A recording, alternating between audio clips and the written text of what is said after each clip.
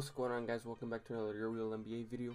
So in today's video I'm going to be talking about the Chicago Bulls and their upcoming pick in this year's draft. So the Bulls once again have the 7th overall pick for the third year in a row, which means the Bulls are not going to get anyone like Zion Williamson or John Morant or RJ Barrett.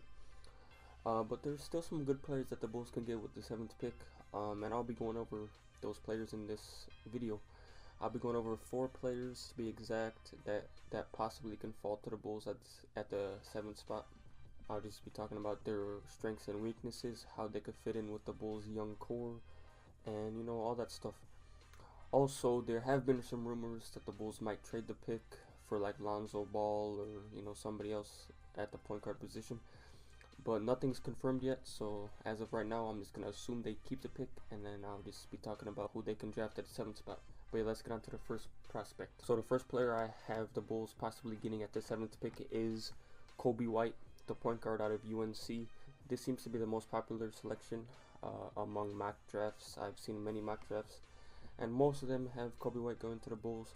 But there have been some rumors saying that Coby White got a draft promise from a different team in front of before the Bulls in the draft. So if that's the case, then F, because I'm really high on Coby White. I like the idea of Coby White on the Bulls because he fills the Bulls' point guard need. He's tall, standing at 6'5". He's a good defender. He's really explosive and can attack the rim with ease. He's really fast, and he could beat his defender off the dribble really easily. He's a pretty good three-point shooter. He shot 35% on 6 attempts from 3 last year. He passed none other than Michael Jeffrey Jordan on the all-time scoring list for a freshman in North Carolina Tar Heels history, and so it's safe to say he's a pretty good scorer.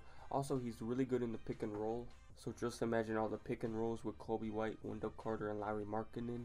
So he'll be able to set up Wendell Carter Jr. and Lauri Markkanen with easy pick and pops and easy rolls to the basket with lobs or easy passes. And he'll also be able to get some of the defensive attention off of Zach LaVine. He'll be able to lead fast breaks. He'll be a good facilitator, a good defender. Coby White is just an all-around good point guard. If the Bulls can get him with the 7th pick, I think that would be a pretty good pick for the Bulls.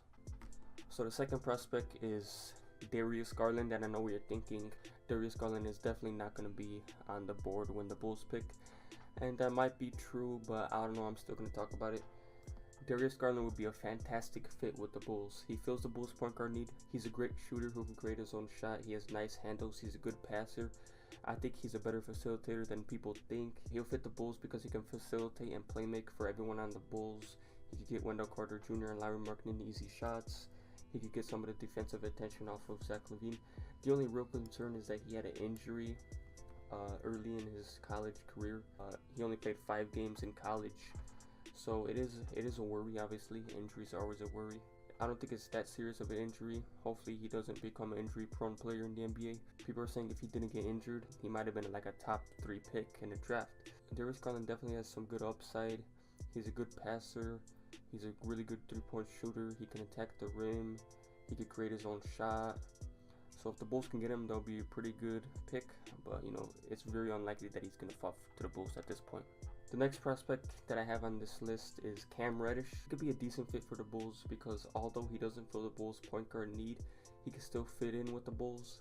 This past year at Duke, he was obviously playing behind Zion Williamson and RJ Barrett, so he wasn't able to show everything that he could do. What he did show, though, is that he's a great shooter, he's a good defender, he's athletic, and can attack the rim pretty well. I still think he could become an all-star in the league.